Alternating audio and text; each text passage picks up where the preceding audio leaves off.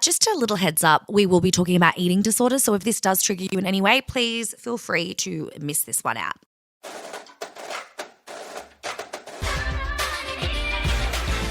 Hello, everybody. Welcome to our Thursday episode of Two Gals, One Pod. Yvie's doing Wambas Bambas just for you. Wambas Bambas is when you shake your titties, big or small, together. She's knocked herself out. Mine hardly moved. Oh, I'm sorry about Oh, they look quite big. Look at that. No, What's that? yeah, it's a whole handful. It's one of yours, isn't it?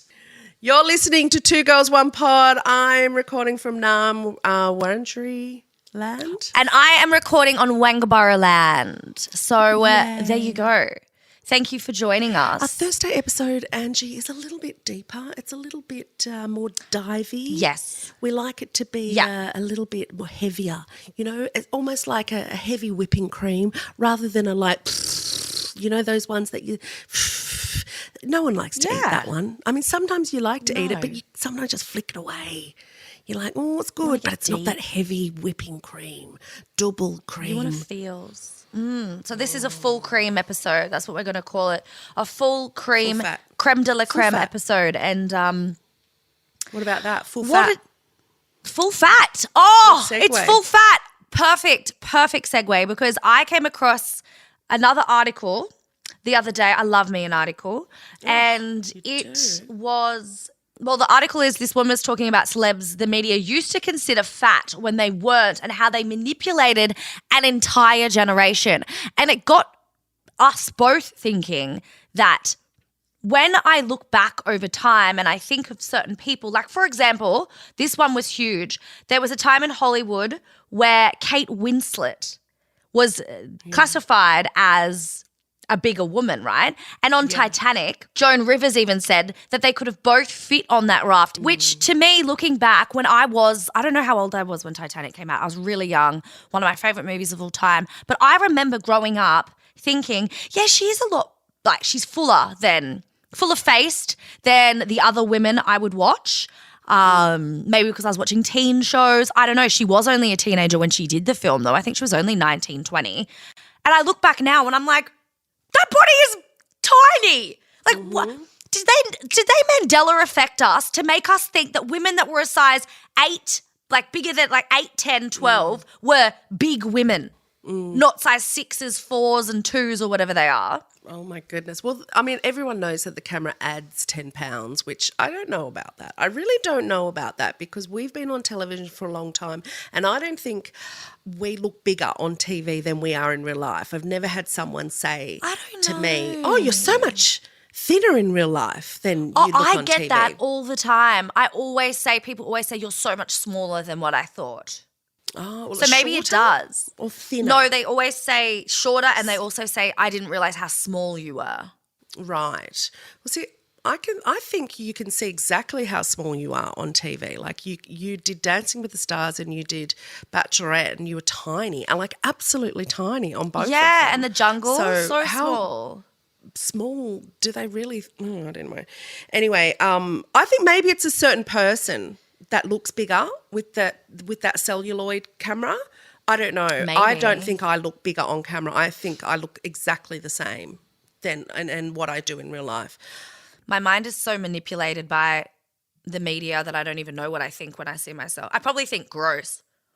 Yeah, you probably do, because of the media and because of society. But, you know, it's been around for a really long time. In the 80s was when I first started seeing it, because I was born in the 70s. And that was the age of the supermodel. That was the first time that term had been used, when you got these women who were healthy looking, like strong, and tanned, like that was your supermodel. The body, you know, big breasts. The body was, of course, Elle Macpherson, Cindy Crawford, like big-breasted women with big smiles, big hair. You know, we would call in the 80s someone like Marilyn Monroe fat. Even though now you look at Marilyn Monroe in the 50s and you're like, there was nothing fat about her at all. Like at all. She was really healthy looking. That's so wild. Like Kim Kardashian, whose body we celebrate, she had to lose weight to fit into Marilyn Monroe's dress. And yeah. Kim Kardashian is tiny. Like, she's got a big booty, but her waist but is that's tiny. not her booty. Like, she's added that to herself. Yeah, she's a little that's crazy. flat bummed woman naturally. The 90s we saw that, as you do, it just changes all the time. And the 90s was one of the most dangerous for weight and, eating disorder bringing ons we've ever seen, because that's when we had modelling known as heroin chic. So the skinnier and sicker you looked, the more popular you were and the more work you would get. So that was really hard, a really hard time. I was in my 20s in the 90s and I lost weight multiple times to fit into the culture that was the 90s. And that was the 90s were waif, like Winona Ryder, Angelina Jolie, like everyone was, the waifs were in. We actually literally had a band called The Waifs. Oh my God. The waif was a really popular word. And we used to say that there was women who were fat who weren't. They just simply weren't fat at all. Like Drew Barrymore, Charlie's Angels. Yeah, she was another one. Drew Barrymore and Charlie's Angels, she was like the chubbier one because Cameron Diaz and Lucy Liu were so tiny. Like Lucy Liu is a tiny little woman and Cameron Diaz is a tall model. Yeah. And she lost a lot of weight for that movie. And Drew had a normalish body, but in real life she probably would have been a lot tinier than we thought she was. I remember that Kate Winslet one because I remember reading an article about how much weight she lost during when she worked on a period piece with Emma Thompson, and Emma Thompson got right in her ear and said to her, you have got to not do this. This is you, like basically pandering to the man. Like they're going to tell you you're fat and you're just going to want to be thin. And she got so thin for that movie, but then she never ever did again. Like she was a really normal size and she stayed normal size throughout her life. But then you say Emma Thompson said that, but then Emma Thompson's getting slammed for wearing a fat suit to be suit. Yeah. Miss Trunchbull in the remake of Matilda, which I actually didn't know they were doing. We just watched that and Yvie just watched it for the first time. One of the best movies ever. Yes. Which is weird because it made me think, why do we have to have evil characters to be fat? Like think of like Ursula or like Miss Trunchbull or Shrek. Like Shrek's a great character, but he was an ogre. And an ogre's a big, fat, ugly swamp beast monkey. Yeah, and if you are the fat person, like Fat Amy in what's it called? That Pitch singing Perfects. movie? Pitch Perfect. She has to be fat, but she says she calls herself Fat Amy, so you don't have to. But the whole time she's got this over-exaggerated confidence, like, ew, look at this fat girl thinking she's hot. How embarrassing. And we laugh at her thinking how hot she is, but she is hot. Yeah, totally. It's because she's fat, she cannot be hot. Yeah, can't be attractive. Can't No, be so she taken can say she's seriously. pretty. Had to be the funny character. It's so wild. There's a great article that was written from one of my favourite Twitter journalists, Beck Shaw, who has the Twitter handle Brockle Snitch. She's very funny. She wrote a great article about a month ago, and it's come to our attention again today about Emma Thompson donning a fat suit to play Mrs. Trunchbull for the new Matilda remake of a movie. And, of course it's divided everyone again, like, actors are just, playing characters, like, are we going to get away with prosthetic noses? Are we going to get away, like, give away costumes and all that kind of thing? And the point that she was making in the article, which really resonated with me, is that, all of her life, every movie she's ever watched, if it's had a fat person in it, they've been the butt of the joke. So you've got your fat Amy's, but you just think about any movie that you've really ever watched. If you see a fat person in it, if you don't know that they're fat, as she says in her article, they'll put a hot dog in their hand to make sure you know that they're disgusting. Or they'll eat messily. They'll be in a pie eating competition or something like that, They're always the butt of the joke. They're never the lead unless, like, Amy Schumer did it and then, she kind of, I don't know, like today there's been a few changes, but I really can't tell you that many changes that have been made to make that main character, who is the main love interest of a story, also happens to be fat, but it's never touched on. It's always touched on. You know the shows Shrill? Have you watched Shrill on Stan? I think it's on Stan. No. It's great. The main character is a big girl, but they touch on it. Somebody Somewhere, absolutely love that show so much. If you haven't watched it, it's on Binge and Foxtel. It's just brilliant. And Booksmart, like you've got Beanie Feldstein, who is a main actress now who does a lot of characters, but I think she has been in a few movies where she's been a main character and it hasn't been touched on, the weight thing.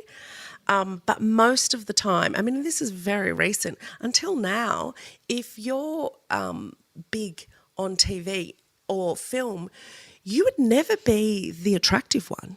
Never. That would be a given, that you're the one who cries on someone's shoulder saying, I wish I could lose weight and I wish boys liked me. Or, you know, looking back at the movies in the 90s, they were a big one. Like that movie Now and Then. Do you remember that movie Now and Then where there was 4 young girls and then they were played by 4 really famous older actresses like Demi Moore and Tom Hanks' wife, Rita Wilson.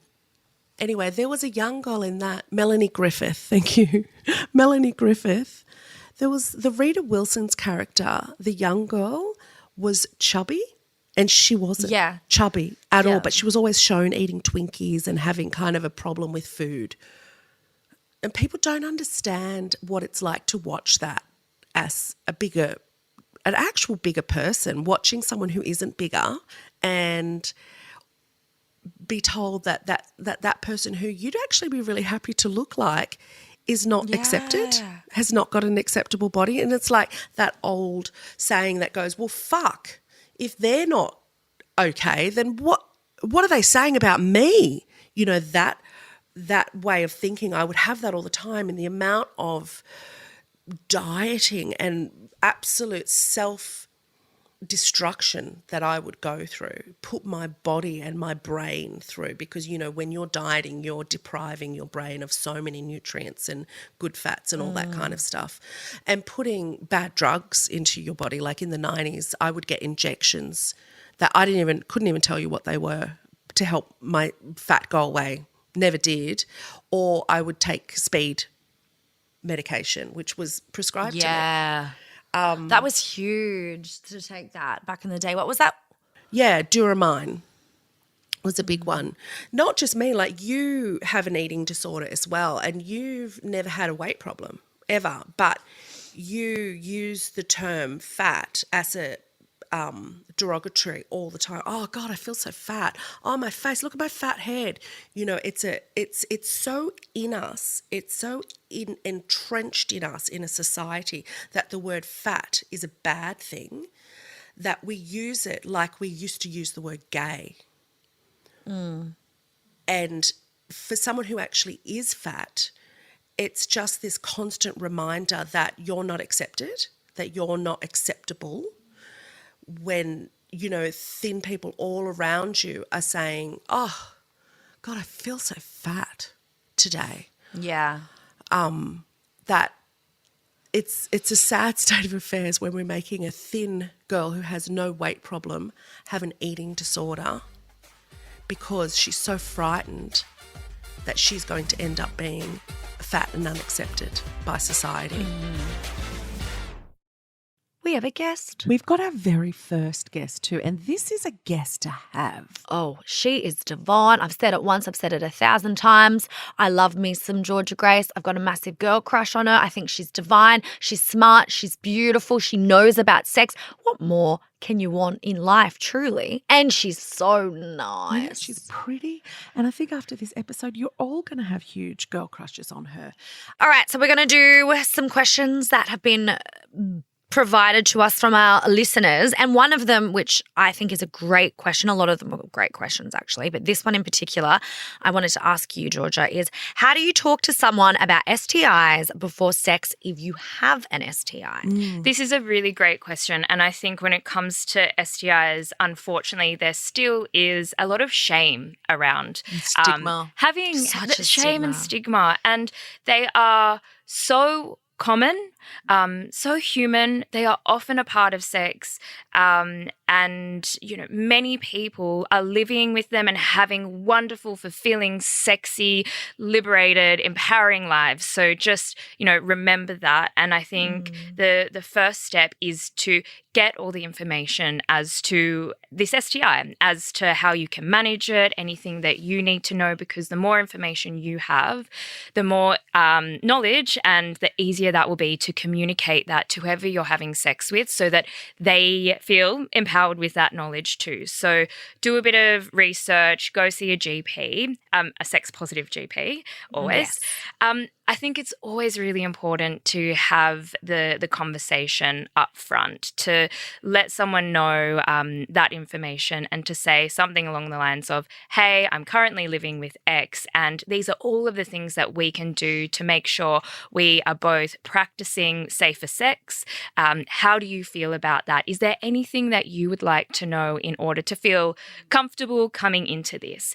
And knowing that sometimes people do have a reaction to to information like this, and that information for you says a lot about them as well. They may need to go away to do their own research, and that's okay. And it may be the opportunity to come back and say, yeah, okay, let's have this kind of sex, or let's do this together. Often people do speak or respond from a place of fear, and that might not actually be how they think and feel. So allowing for that conversation, maybe taking time away to think about it, and then coming back and, doing everything that you can to make sure that you are practicing as safe as possible.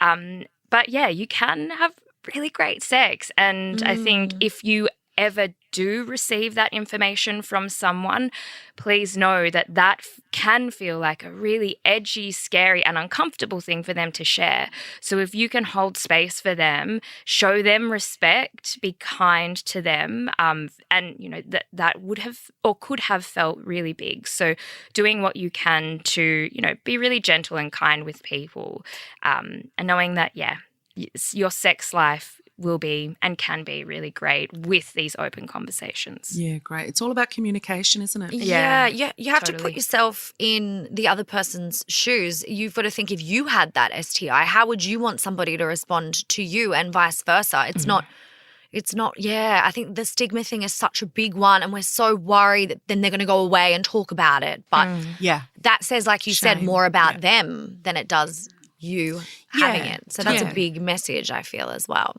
Yeah, and they may not be a bad person either. They may be just programmed with shame. Exactly. And judgment, that they have not really thought about, well, what if that was me in that position? Exactly. Totally. So, it's all about talking. It often is, which can be hard. is. It can be hard to speak about sex, but Very hard. I honestly think that most concerns can be solved with some great frameworks in how to discuss sex. So. Yes.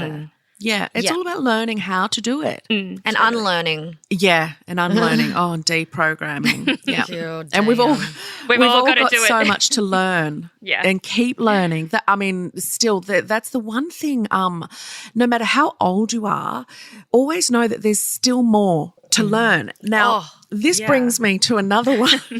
Now, this is really funny because a couple of maybe 2 months ago on maths, there was a guy talking to one of his wife about what he will and won't do in bed and blah, blah, blah. And he said, it's not like I don't want to do pegging or anything. And she looked so blank. Like, she actually said, I don't know what that is. And on Twitter that night, because I'm on Twitter all the time when I watch shows like that, there was this one tweet that was retweeted a lot that said the most most Googled word tonight is pegging. And it was funny because I'm like, do I know what pegging is? I think I know what pegging is, but I found it really interesting that this show was educating people in a way because all of a sudden everyone's talking about pegging. And when you know what pegging is, then the question, I mean, can you please tell us first what pegging is? Yes, yeah. Yeah. So I guess the definition of pegging is when a cis woman and a person with a vulva wears a strap-on and penetrates a cis man, a person with a penis. So that, when I speak about sex, I really try and steer clear from gender associated with genitals because, you can have any kind of genitals and identify as any kind of gender. But yeah, it is wearing a strap-on and penetrating someone else. And this is a type of sex that gets people talking. Anytime I speak about anal sex, content literally goes viral. People are fascinated. They just want to know about it. And I think when we see heterosexual men respond to, I'd never do that I'd never take it up the butt, we need to really examine that. If that's not for you and that's a choice and you're not consenting and that's a boundary, wonderful. You should never feel pressured to explore something sexually that you don't want to. However, I think we should also examine this, the homophobia that is associated with experiencing pleasure through anal penetration. And the anus and the rectum is rich with nerve endings. Like people with penises can orgasm without even being erect or even ejaculating, but being penetrated anally. And women. Yes, totally. Absolutely. Yep. Anyone can. Anyone with a butthole. Yes. Yeah, which is pretty much everybody.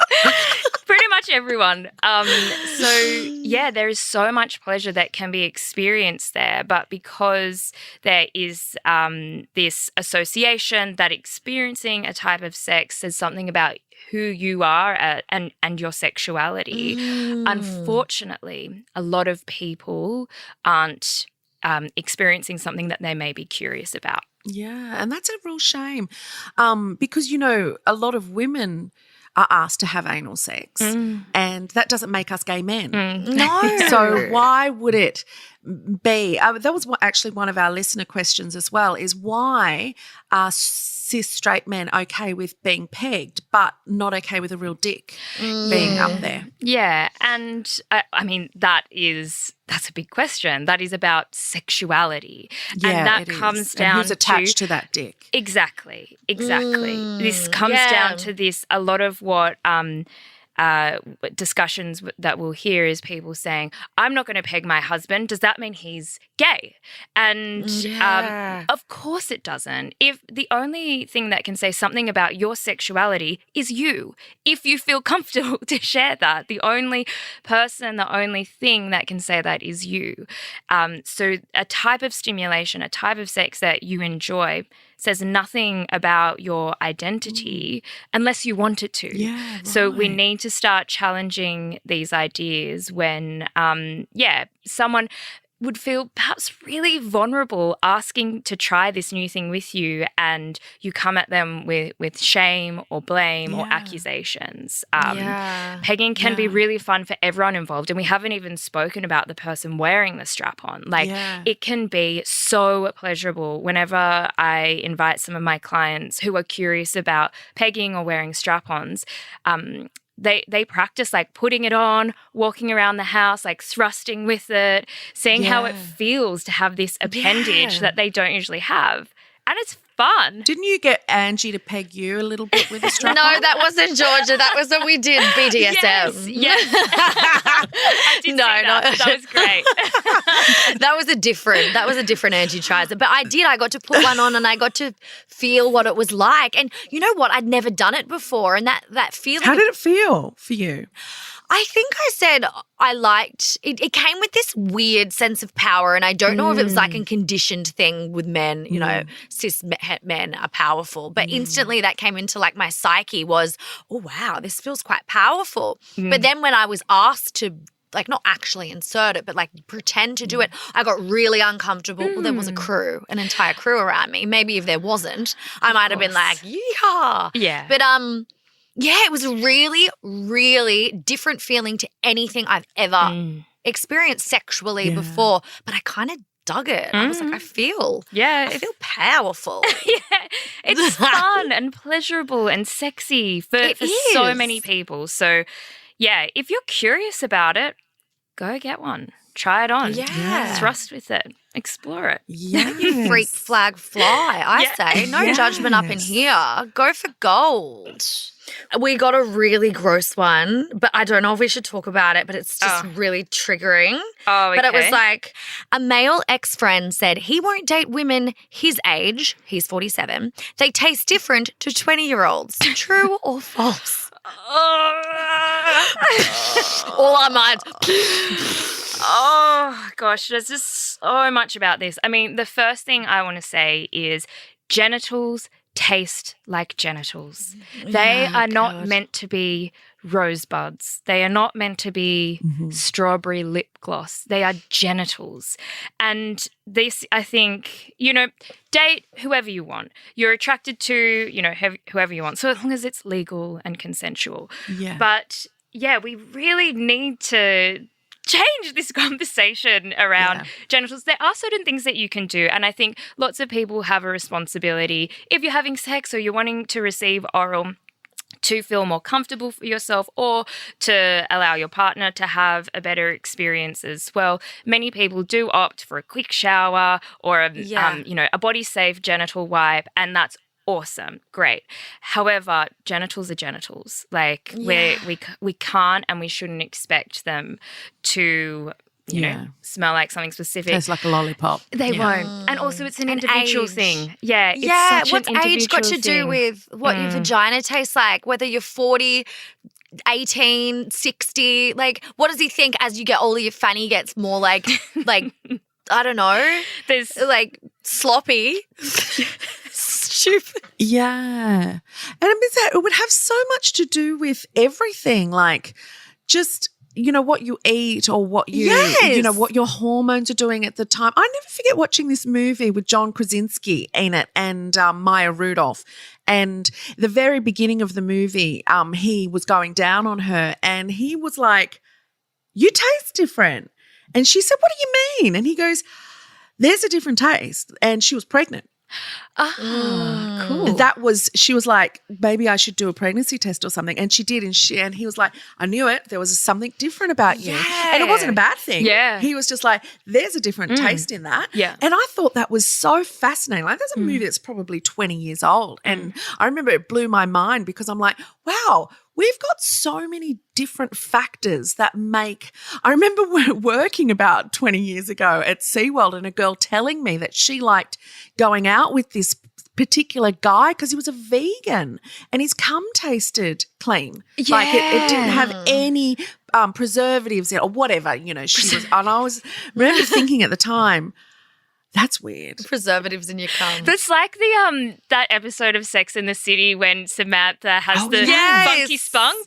Yeah. Funky Try a hint of mint. Dear funky spunk, try a hint of mint. I think it's something That's like right. How long does it take before it gets into you? The Wheatgrass shots. Oh my God, Sex and the City is so much. I know, it's so good. Yes. But it's pretty much with this, like it's like in conclusion, obviously like your body, what you eat, what you consume, what you've done differently, but there's no such thing as just because you're young, your vagina is going to taste better than somebody that's older. Like I think exactly that's the main point here, right? It's like age Yes. is not like a 20-year-old vagina doesn't taste better than a 40-something-year-old vagina. Like come on, people. It's individual vaginas here. It's not like a group of vaginas that taste the same. Hashtag not all vaginas. Yes. Not all vulvas, not all vaginas. Not all Exactly. Oh my goodness. Yeah, well, that was a weird question, but I love that she put in it, my ex-friend, like she's letting us know I don't talk to him anymore. Yeah, she's like, see you later. We're not associated. He asked me that or told me that he doesn't date. I mean, imagine your mate telling you, I don't date women my own age because they don't taste as good. I mean, you would slap them. That's a psyche thing, though. That's a psyche thing where they're like, like younger means tastier. It's like, no, that's all in your head, dude. That's in your head. It's a power thing as well, yeah. Brilliant questions. So we much love goodness. them. We need to do it again. I know, we need to do it again. We've run out of time today and we have so many more questions, but we thank you so much for joining. You're our first guest, you know. What? We've never had Beautiful. one. Thank you for having me. You took our first guest virginity. How fitting. Sexual debut. How fitting. Yay, And so it didn't even fitting. hurt. Oh, No, we doesn't did not have chronic to. illnesses. And it shouldn't. It shouldn't, that's Pleasure right. only. I felt so safe. We felt like we were really being respected and listened to. And you did really, really well with This is that. the model. This is the model. You're the best. You're the best. Thank Thank you, you for Georgia. joining us. We so love good you. to see you. Thank Lovely to see you.